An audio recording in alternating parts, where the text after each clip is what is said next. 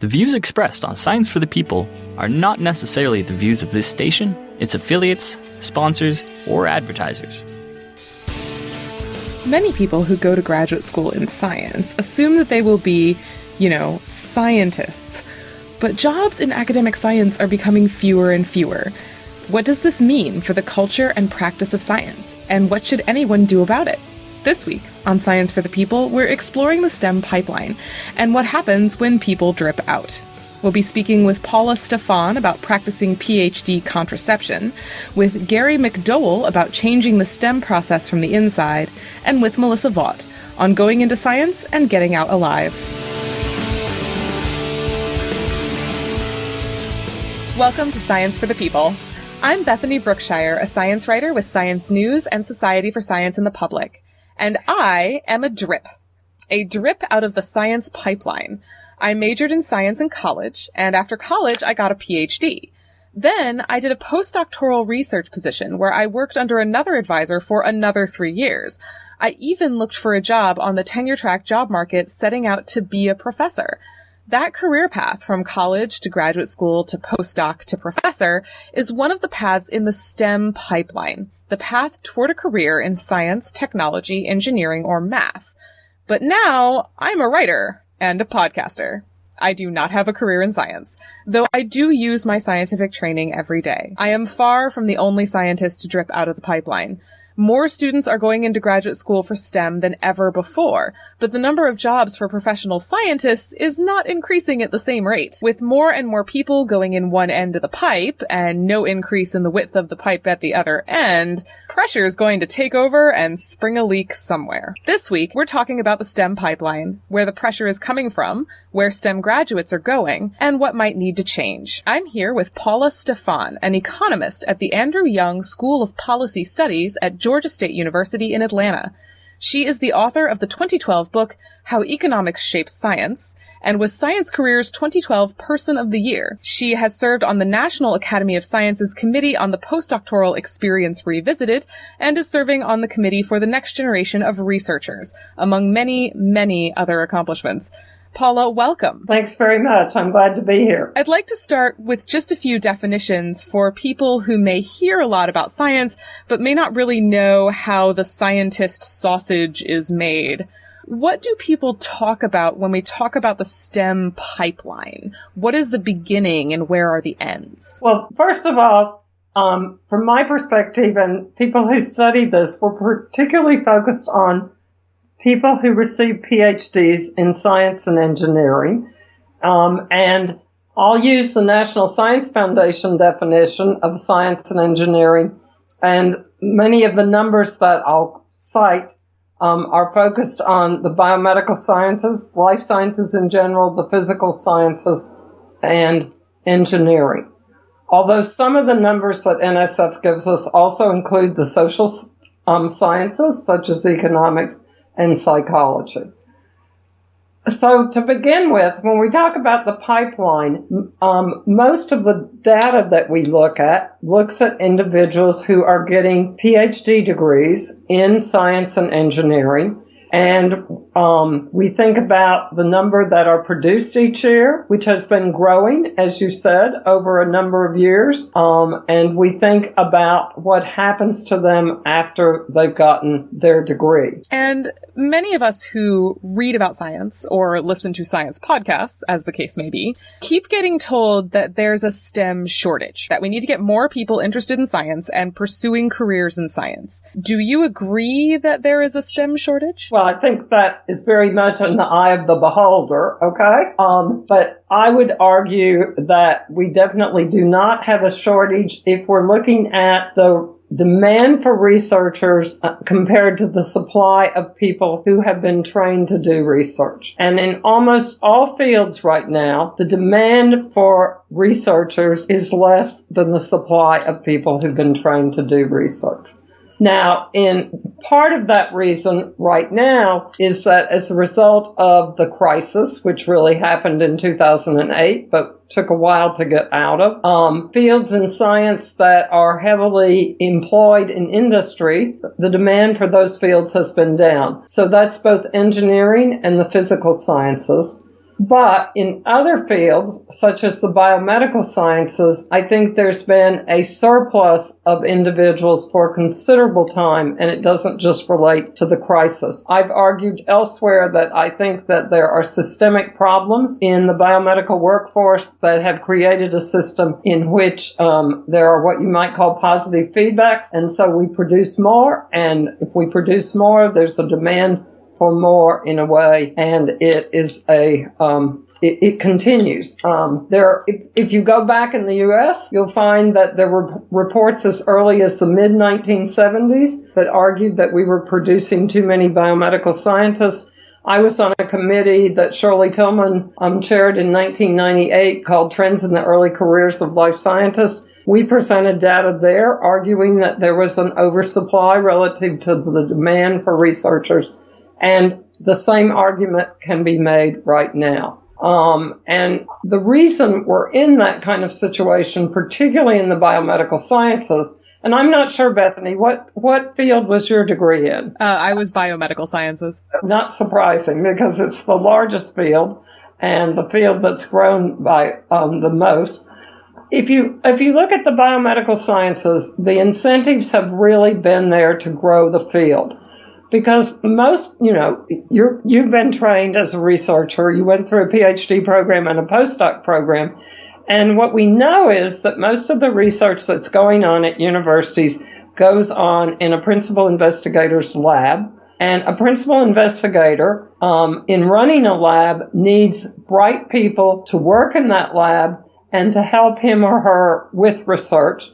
And that's become more and more important given the amount of time the principal investigator has to spend trying to raise money to run the lab. Some people estimate that a principal investigator today is spending something like 44% of their research time just trying to get funding and dealing with the administration of grants. So who are you going to get to work in your lab? Well, there are really three categories of people. One is graduate students, one is postdocs, and one is staff scientists. And if you run the numbers, and I've talked about this elsewhere, it turns out that in most situations, postdocs are just about the cheapest form of labor. I've estimated that they're about $15 to $16 an hour. Graduate students are the next cheapest, and people like staff scientists who are more permanent positions are considerably more expensive. So what this means is that in the U.S. and in Canada and in many places in Europe, there's been a strong demand from the research sector to provide funding in the form of research assistants and postdoc positions to young people to receive training. And if you're interested in science and you're a young person, and somebody says, come work for me, work with me, you'll have a stipend, your tuition will be covered, and you can get a degree. If you're really interested in science and doing science is important to you, that's a strong incentive to enter the field. The problem is that model just doesn't hold up if you keep doing it and training more and more people when the demand for university faculty has not been growing and when the government has really, in real terms, cut back or held constant the amount of funding that's going into research. And at the same time, there's strong evidence that in industry has really cut back on the amount of research it's doing. So the incentives are there in the biomedical sciences to train people, to have people to work in the lab, I would say. And in the physical sciences, the incentives have really been to have graduate students to help teach courses at the undergraduate level. That's the way courses in physics and in chemistry have historically been taught. So I'll stop there and we can continue. Well, you're talking about this, and this sounds like economics. It is.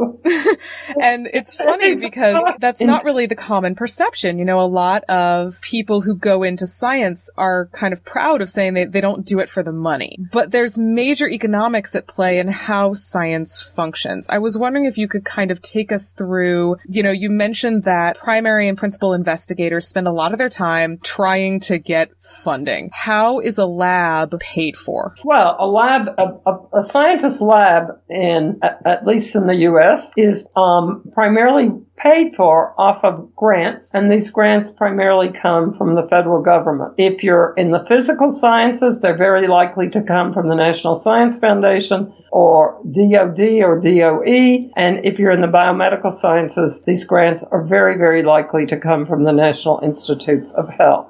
A new faculty member gets what we call a startup package, and a startup package is a package that helps them outfit their lab and staff their lab at the beginning. These startup packages can range anywhere from $500,000 to several $1 million.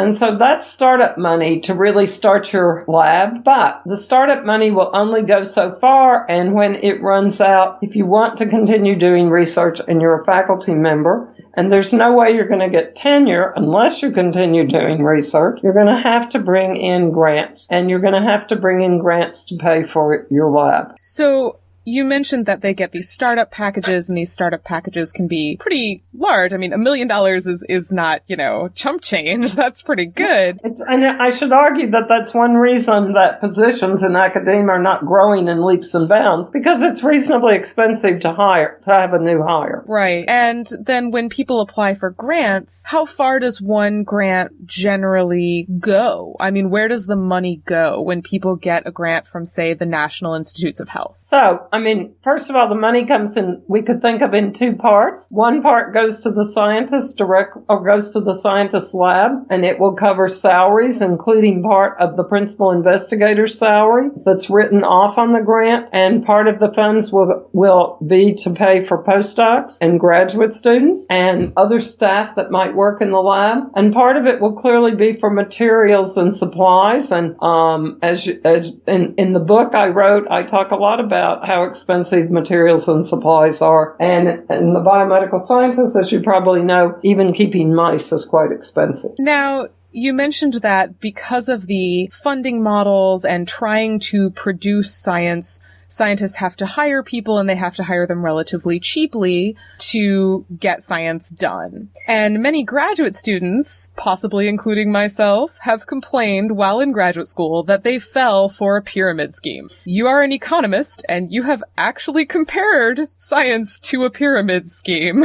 I've compared it to a pyramid scheme for a considerable period of time. What does that mean exactly? Well, I just think it means that that young people who have an interest in science have strong incentives, and they're not monetary incentives. They're incentives to go into training, but their interest in science is promoted by finding that they can work in a lab and have support, have a stipend, and have tuition paid. But nobody, and the principal investigator has a vested interest in encouraging them to come and work in the lab. And historically, I think principal investigators have been somewhat out of touch with what the employment options were for their students. Many of them, at least 20 years ago, were considerably older, and when they got their PhD, at least 40 or 50% of their classmates got an academic job, and they just didn't pay attention to what was happening to the market for scientists and continued to recruit. I also think that there are people who began to be aware that there were problems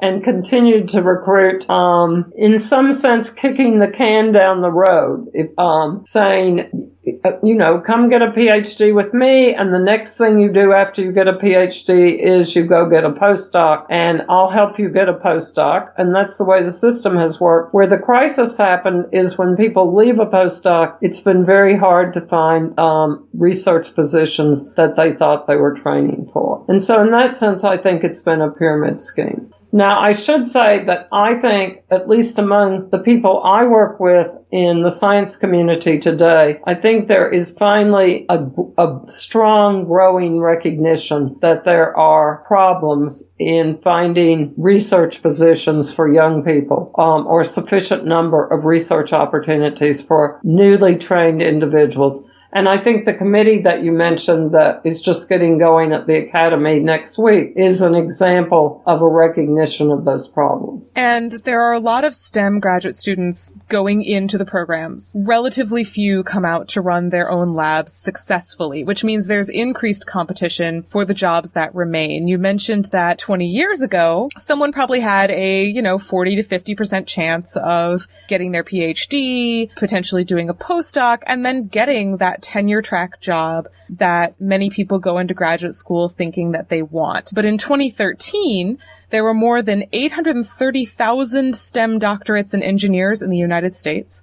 Almost 30,000 more graduate students received their doctorates that year, and 42% of life science PhDs graduated without having a job lined up for them. And you've been talking a bit about recommending that research institutions practice, shall we say, scientific birth control. Mm-hmm. Not take as many graduate students. Are people listening, and what are they doing instead? Well, I think I've advocated birth control with regard to the output of scientists. But I think right now the incentives simply do not promote that. And let me explain why. If you're a university in the United States, you are ranked, rankings play a huge role in the success of a university. Rankings play a huge role in attracting good students. They play a huge role in attracting contributions to the university from alumni and from private foundations. And they play a huge role in attracting very, very successful scientists. So what are rankings based on? Well, one of the things that rankings are based on is the amount of research funding you bring in. And to bring in a lot of research funding, you have to have strong graduate programs. So we have a system in the United States that has really, really put a lot of emphasis on growing these PhD programs, getting funding, having publications in top journals, having faculty elected to the National Academy, having your university elected or selected into the American Association of Universities, the AAU, that's a very prestigious club. So if I'm a university, there's no way as the provost that I'm going to say we're going to cut our PhD program by 25%. I'll be eaten alive by other programs if I do that. And therein lies the real problem, I think, that something has to happen that in some sense affects all programs so that people across universities buy into this question. And I will say that I was a real fan, shall we say, of the Fair Labor Standards ruling that implied, that said that if you wanted to be exempt from overtime pay, that you would have to pay more than something like $47,000, I forget the precise number, and it was to go into effect December 5th of this past year. And many, many universities bought onto that because they didn't want to administer overtime pay. Now, I was a fan of that for two reasons. I mean, one, I have argued repeatedly that postdocs in the United States are underpaid. They're considerably underpaid relative to people who have considerably less training and are working considerably fewer hours. But for at least the last 20 years, committees have recommended increasing postdoc pay, and it's been very hard to accomplish. And it's the same reason. No campus is willing to go out and do it all by itself. So this Fair Labor Standards ruling was a ruling that was going to affect everybody if you chose to not be part of overtime pay, which most campuses did. And therefore, it was going to affect most universities. It wasn't selected by one university. And I thought it could really not only more equitably compensate postdocs, and I don't think $47,000 is that princely of sum, but it's a lot better than $41,000 or $40,000. But also, I thought that it would, by raising the cost of postdocs, discourage universities from staffing labs so much with postdocs. Now, unfortunately, at least from the perspective of many postdocs, and I think from a policy perspective, a judge put a hold on that ruling. And right now, what will happen is in a bit of a we're in uncharted waters, shall we say. And it's an unusual situation because some universities have already raised postdoc salaries and others haven't. So I think we have to wait to see how that plays out. But the reason I'm raising it right now is that was something that was going to affect most universities, and therefore you didn't see universities bought into it, so to speak. That's very different than being the one university that says, I'm going to do something for postdocs, or we're going to cut the number of PhDs we're producing by 20 or 30%. Well, Paula, thank you so much for taking the time to talk with us about yanking on the purse strings of academia. You're welcome. It's been my pleasure. We have linked to Paula Stephan's book, her research, and more articles about the STEM pipeline at scienceforthepeople.ca. When we get back, we'll hear from Gary McDowell, a scientist who's working to change the shape of the STEM pipeline from the inside. Science for the People is a weekly radio show and podcast that explores everyday life from a scientific perspective. We are a member of the Skeptic Network, a collection of blogs, podcasts, and video content focusing on science and critical thinking. To find out where Science for the People airs near you, or to listen to past episodes, check out our website at scienceforthepeople.ca. You'll also find links to support us at Patreon, to connect with us on Facebook and Twitter, and to subscribe to the podcast in iTunes. And now, back to the show. Welcome back to Science for the People. We've talked a little bit about the STEM pipeline, what it is, and what it means for people pursuing STEM careers. But many of us who went into science in the first place did so thinking we would go into academia eventually and run our own labs. I know I did. And when I realized that academia might not be for me after all, I ended up feeling kind of stuck. What else can I do? I had spent my whole life in labs, and all I knew how to do was pipette. I was not alone. Many young scientists leaving academia spend at least a little time flailing, worried they don't know how to do anything else. They may not know other people who have left academia and what paths they've taken. They may feel disconnected from the job world outside academia. Now, I'm with someone who's trying to change that. I'm here with Gary McDowell, a scientist and the executive director of the Future of Research, a group working with young scientists to change the way scientific training is done. Gary, thank you so much for chatting with us. Thanks for having me. I was wondering if you'd be willing to start by telling us a little bit about your career path, which is taking something of an unusual turn.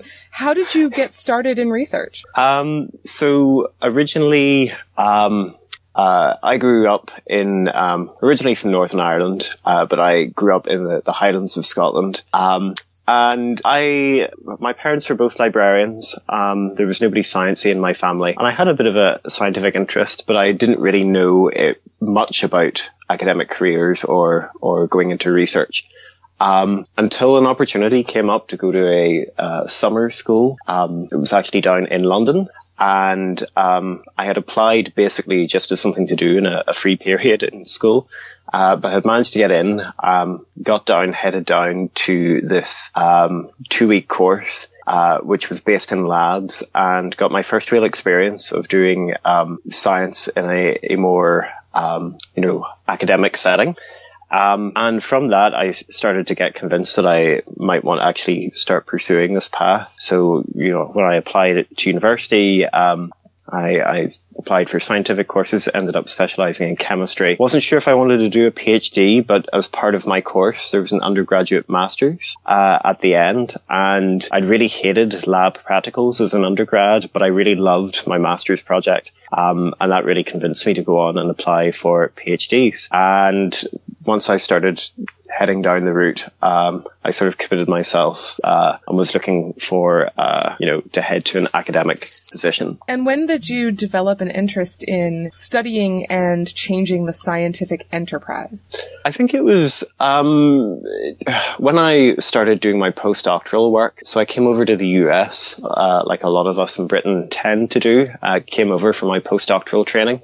And it was the first time that I'd really experienced just how tough things were. I had a very charmed PhD existence, I would say. I really enjoyed my project. Things went very well. I was in a small but good lab. And and I had a really productive and intellectually rewarding experience. And I assumed that was just the way things were going to continue. And I came over, and my first postdoc didn't work out terribly well. And then when I moved to my second postdoc, I had really begun to appreciate a lot of the issues that there were with competition and just how competitive everything is, and that the hyper competition that we exist in. And also it was interesting because there was now this pressure of thinking about going for faculty positions, which was very different from when I was a PhD. Because although it was competitive to get a postdoc, there were so many postdoc positions available, particularly in the US, that it seemed like a competitive but not overwhelming thing. And suddenly starting to try to worry about getting a faculty job became incredibly overwhelming. And also, the reality really started to hit home that a lot of the things that you hear going through about, it's tough, but if you just work hard, you'll make it, actually became to be clear was not true. And at around that time that I was moving to my second postdoc, there was a group of postdocs in the Boston area who were starting to get together from different institutions, and sort of the early seed of what is now the Boston Postdoctoral Association, which is postdocs from all of the institutions in Boston meeting together regularly to share information and ideas and events and so on. And one of the things that kind of grew alongside that was a conference that was being led by Jessica Polka and Kristen Krukenberg at Harvard Medical School. And they were hoping to set up this Future of Research Symposium to discuss issues that junior scientists were facing, sort of in response to this paper that came out by Bruce Alberts, Shirley Tillman, Harold Varmus, and Mark Kirchner, discussing the state of the US biomedical research enterprise. We felt that senior people were talking a lot about these issues, but there often wasn't much of a voice from the junior side coming through. And so we wanted to hold a symposium, sort of educate people a little bit about what was going on and bring some of these people in to talk about the issues that there were, and then workshop through potential solutions with the junior folks, and sort of then try and put that back out and say, here's what the junior people are thinking, here are some ideas that we've come up with. And eventually, that became the Future of Research. The group, the Future of Research. What is it, and what does it do? So it's now a non-profit organization. So it has two major goals. One is trying to enable more of these meetings and facilitate grassroots advocacy at institutions. So after the first meeting in Boston, there were meetings held elsewhere in Chicago, in New York, and in San Francisco. And there's been meetings now. We've had one in Canada in Calgary. There's one coming up in Vancouver in February. We wanted to facilitate that continuing, people having local workshops and meetings to discuss these issues at their institutions. And so providing an organization that could support that, a little bit of infrastructure and not reinventing the wheel every time, and sharing resources and helping, to communicate the results of these meetings too, was one part. And then the other part is, taking a lot of those things that people come up with and also doing research ourselves based on those things, and trying to advocate for change on a national level through communications and working with policy folks, and trying to project that voice, amplify the voice of junior people a little bit more. And part of the research also involves bringing that information back to the junior people. So trying to increase transparency about career outcomes and things like salaries and things that it's very hard to get the data for. So things that we're collecting, we're always trying to put back towards the junior folks to let them have more information about what the system really looks like. Now, you mentioned that during your postdoc, which is a kind of a transitional period between graduate school and a faculty job where you work under another advisor and you do more research. You mentioned that you suddenly found the path was a little more challenging, and you've been talking with these junior scientists about some of the challenges they're facing. What are those issues that young scientists are dealing with right now as they pursue careers in STEM? Sure. So some of the major things are, if you're looking particularly for academic jobs, there's just not enough of them for the number of people there are in the system. And there's intense competition for funding, and these things sort of conspire to make it incredibly difficult to try and get a position. There's so many people going for them, so there's a lot of pressure to publish or try to get your own funding. And with so many people in the system, there's just a lot of competition for spaces in prestigious journals, and the sort of amplification of the metric of the impact factor of those journals, determining people's careers a lot. So there's those kind of issues, and the perverse incentives that can be set up in trying to reach those incentives, trying to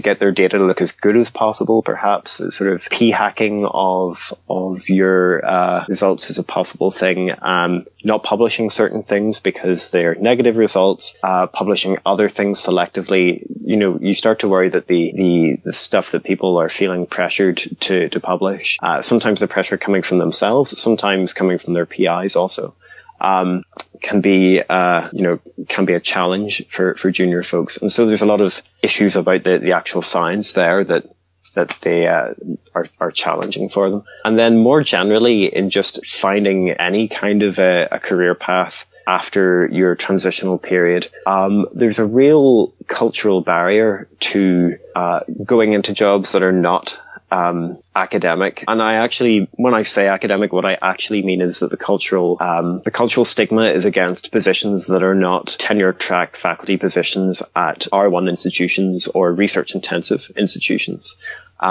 Because I know certainly of people who are going to liberal arts colleges with faculty positions who really get almost as much abuse as people who leave academia entirely from people who are still within these sort of prestigious academic institutions.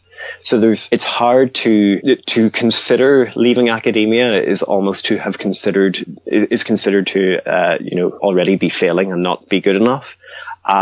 And then actually trying to get information is very difficult on what those career paths look like, on what you need to go down those career paths, and getting access to training is a real issue. And this actually also applies to academia. Postdocs are being directed towards academic positions, but they are doing bench science all the time, or focusing directly on their research, and they are not being trained to mentor people. They're not being trained how to manage a lab financially or how to manage people in a lab.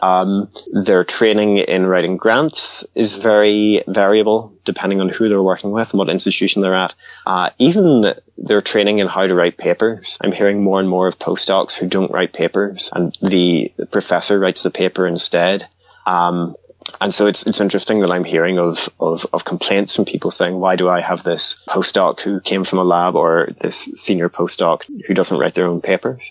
And so that's really frustrating, because we're not even training people for the positions that they're being directed towards properly, never mind these other positions that there's also a cultural stigma about applying for. And part of this also, there's this idea that having a PhD innately makes you great at all sorts of things that everyone outside academia would want anyway. So, and a lot of this comes down to, there's a real need, because of the competition for funding and for publications, for people to be in the lab as much as possible, at least perceive that people need to be in the lab as much as possible. So anything that is not in the lab is a distraction that could harm someone's grant success or publication success, both the person themselves, but also the academic who is, leading their lab, who is mentoring them.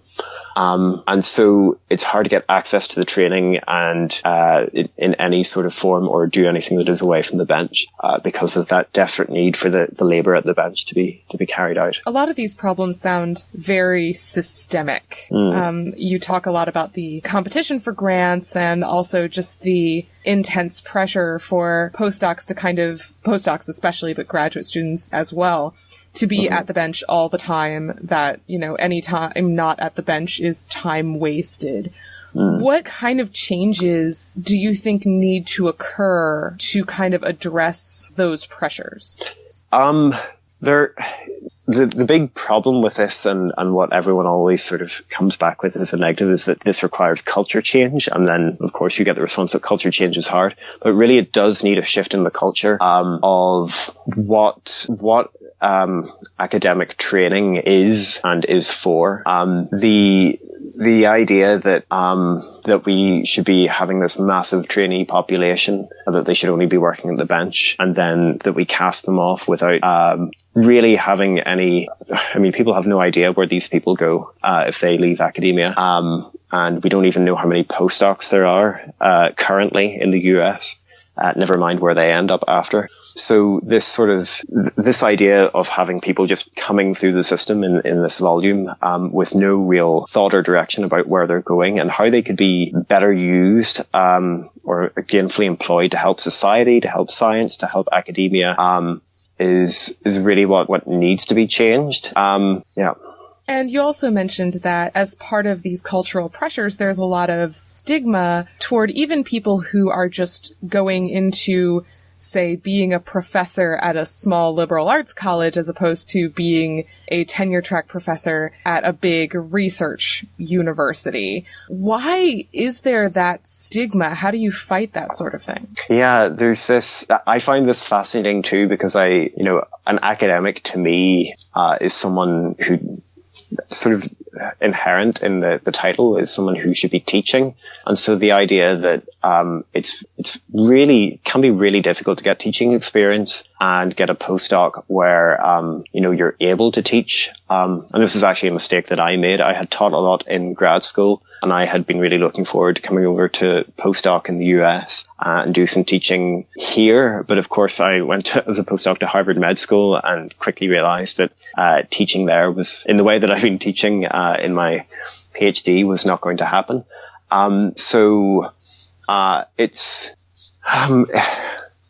It's interesting because really what has to shift is this constant, message that the pinnacle of academic perfection is to be one of these professors at a research-intensive institution, and that the pinnacle of science is to be an academic. There are many ways of making great scientific contributions, as a lot of people who have left academia know very well. But that message is not getting back into the academic system. And there is very much this idea of being at an elite institution, getting lots of grant money, and being one of those people who's running a fancy lab with lots of grants at a fancy institution. And it is very hard trying to change that message. And I'm uncertain of the best way of going about it, other than trying to keep pushing back and keep amplifying the message that actually there's all these other things that people can do.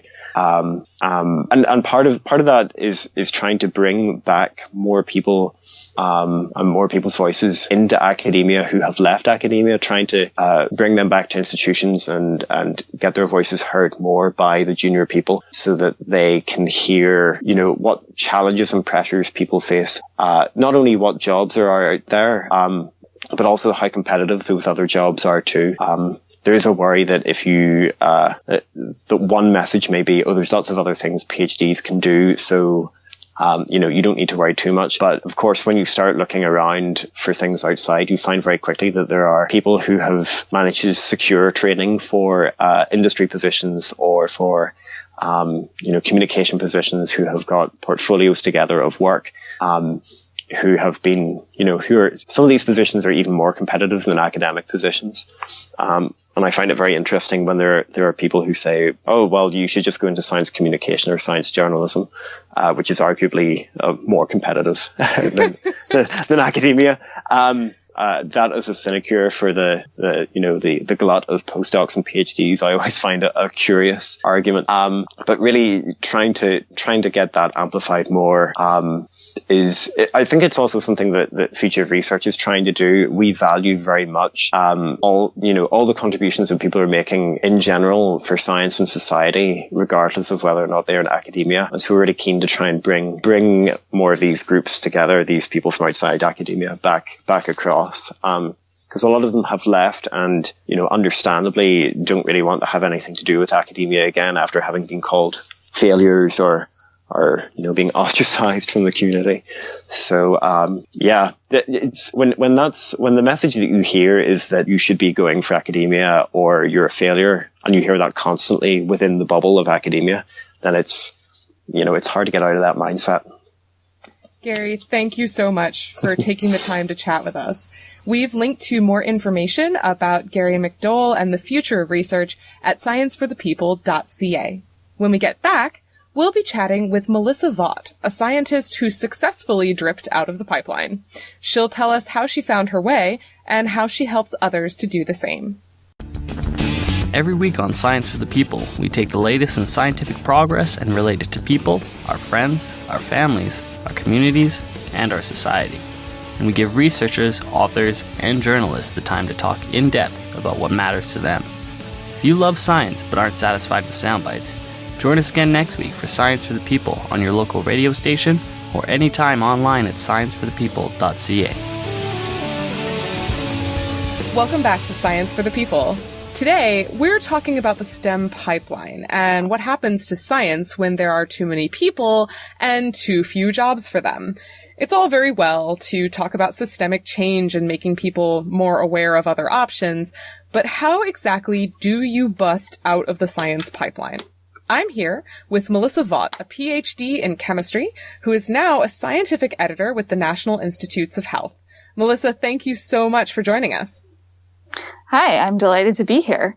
And so I am contracted out to the National Institutes of Health, but I'm here on my personal time. So the typical government disclaimer, my views are my own and do not necessarily represent those of the U.S. Department of Health and Human Services or the National Institutes of Health. But I'm glad to be here to talk about these issues. And your personal views are absolutely what we're after. So obviously, you and I both went into science before we got out of science. Why did you decide to go into science in the first place? I was doing chemistry, had a really fantastic general chemistry professor, Dr. Kelter. And I will never forget walking into his class on the first day. I was running late because it was my first day on campus. I couldn't figure out where this building was. I walk into this giant lecture hall and there's this guy at the front on the stage, sort of balding, curly red hair, glasses, and a tie-dyed lab coat. And during the course of the lecture, it included clips from South Park of Cartman and his, respect my authority. So that was really an initial connection, and he was very much trying to get the students in the class involved in and really engaged in chemistry. And so he really was encouraging of students to come to office hours and to make those connections. And so I start at this point because along the way, Dr. Kelter and I were talking about what I wanted to do, and he started kind of persuading me of, doing a biochem major would be really valuable for a pre-med. You're going to get all of the prerequisites that you need. And if by some chance you decide at some point that, you want to do something else, you have a major there and you've got something that's really valuable. And so that was really where I started to get connected into science. Dr. Kelter also was the one who started persuading me after my first year of, it's really good to get some research experience and, even for grad school. And there's some opportunities here in the department, where we can pay students to do research. And, there's the department head, Dr. Nile. I know that he's really looking for someone to come in and work with him. So you should think about this. And so that started me down that path of getting in a little bit into doing research in the undergraduate setting. And so you went to graduate school, you got a PhD. When did you start to realize that science might not actually be what you wanted to do? That really started when I became a postdoc. So I did my PhD at Vanderbilt University. I had a really fantastic experience while I was there. I decided that after doing my graduate work, which was really focused on how this particular family of enzymes or proteins worked to create molecules involved in inflammation, that I wanted to do something that was a little bit more biological related, something that had more, in my view, direct translational potential. So I was starting to come back to that idea of, that early on, I had really had this connection with medicine and wanting to be able to contribute in that way. And when I first started graduate school or started thinking about graduate school, that was always an element that was in the back of my mind of, maybe this is a way that I can contribute to improving human health in a different way. And maybe some way that's a bit broader than just seeing patients day to day. So what did you end up doing when you realized, well, it's time to get out. This is not giving me what I need. What kind of steps did you end up taking? Well, I have to say, so the first round, when I first started having those questions, I really wasn't entirely sure what to do. I started reaching out to a couple of people that I knew, one of them being my former PhD advisor, to say, this is not working. What can I do? And I got some good feedback, some good advice, I think, at the time. And that first instance of thinking about, is this the right direction for me, actually resulted in me just saying, let's put this on hold and find another postdoc. So in a way, I guess there was sort of that retreat into what I knew. And that retreat back to the path that I had started pursuing after graduate school. So I found another postdoc, which was a very different environment. And, I think there was that sort of thought that, okay, well, maybe in another place, with a different environment, things are going to change. And I think in some ways they did. There were a lot of things that changed for the better. But then after I had been there for a couple or 3 years, it started hitting that wall again of, what is this going to take? Is this really what I want? And I think that was the point when I really started to say, okay, if not research, then what? And it really is quite a daunting process to think about, I think because we get so much emphasis on particular views or particular paths of what PhDs do, then it can be really daunting to consider what other things are out there. Because I think my perspective from graduate school was, well, you either become a professor or you go into industry. And I knew that industry was not a direction that I wanted to head, certainly not at least doing bench science. But I think the thing that was really beneficial for me at this point is that a few years previous to this, I had started blogging. And then probably a year or so later, I joined Twitter. And in that process, I started building these networks and these communities within those spheres. And so these were often people that I had never met in my life. Some of them I would go on to meet on different occasions. But there were a lot of people doing a lot of different things. And so that was the first sort of introduction for me to see, here are some of the things that other people are doing. And so from there, I actually started going through this process. And I think that we kind of look for this magic formula to decide how to do this and where to go with this. But for me, it was, I think in some ways, very stochastic. It was the sense that I knew that something needed to change. I wasn't quite entirely sure what it was or how to change it. But there was that part of just needing to start that process. And so I started looking at some of the things that were out there. And somewhere along during this time, people had started talking about this My IDP. And so this is the IDP is an individual development plan. And so some years ago, Science Careers, along with a couple of others, worked on developing this IDP that was really targeted towards individuals in sciences. And it goes through this thing of having your self-assessment.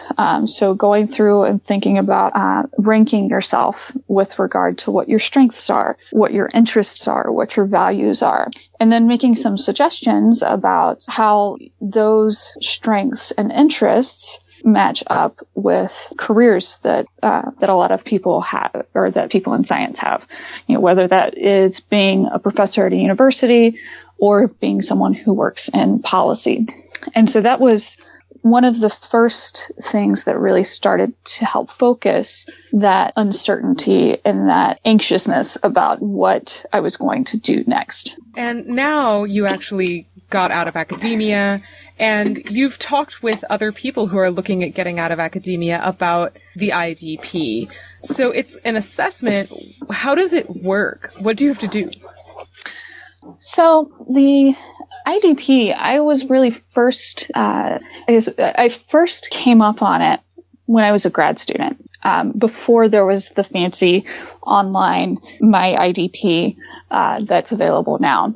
And it had been developed earlier as this idea of having graduate students and postdocs really consider what their career path was, what they were looking to do for that next phase, and what they needed to do to reach that stage.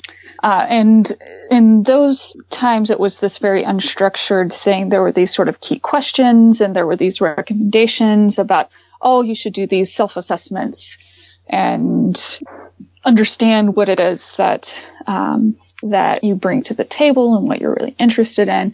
And it's really matured, I think, a bit over time. It's become a little bit more structured with my IDP.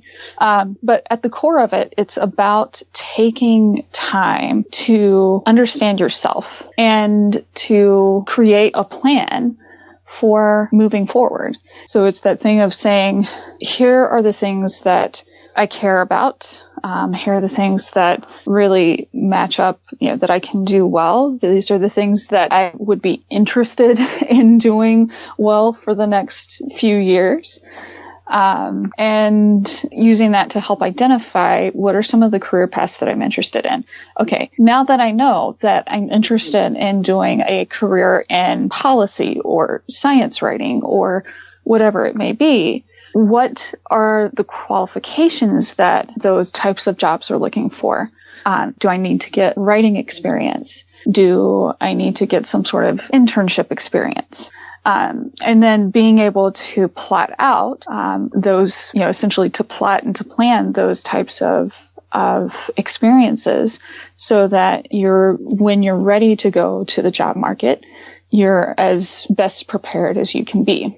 So one of the things I think My IDP brings to the table really is, first of all, it's free, so that helps. Free is good when you're absolutely a graduate student or a postdoc. But also what I think is super important is how My IDP doesn't just say, you would be a good psychologist, construction worker. Those are not options, but if they were, they don't just say you should do this. Isn't the Myers-Briggs. Right. But it says, here's what you need to do. Here's the experience you need to have. Because it's now becoming established that just the PhD is often not enough to just get you a career. Exactly. And one of the things that, when the My IDP first came out, there were a lot of people who took it, people who were well established in their careers and didn't plan on making any changes whatsoever. Who took it and posted their things online. And it's like, guess this means that I should be a whatever. And I think one of the things that the My IDP really presents well is to say it gives you this match that's based on your skills that as you have determined your skills to be, and your interests. And it leaves open this category of values. So this sort of thing of what you want to accomplish in much broader terms, it really does leave that open. And so I think it creates a framework that makes it a little bit more accessible, or it makes it a little bit easier to say, okay, I don't need to go with the thing that's at the top of this list. I can, look through these other things and see how they match up with, essentially what I want my mission in life to be. Which I know sounds very big and, a little touchy-feely for some people, but I think ultimately that's what a lot of people are really searching for. They're searching for a purpose for their career. And as you said, one of the great things with my IDP is that it provides some resources for you to connect with, so that you're not just saying, okay, so you should be a policy analyst. Okay, well, what do those people do? Where do they work? What do you have to do to get there? And so it gives you the resources, or offers some of the resources that are a good starting point for exploring some of those careers. And I'll say that I've, talked with some people who have used my IDP and it just doesn't quite work for them. And that's fine. But I think that the concept of the IDP is really valuable, even if the structure of it takes a different form. And so even if that particular sort of directed format of IDP doesn't work for you, or you come out on the end of it saying, I've learned nothing about myself, I knew all of this already, there are other ways to approach it. There are some ways that are a bit more narrative approached. And frankly, that was one of the things that I did in sort of an intermediate stage of deciding to leave the research pipeline.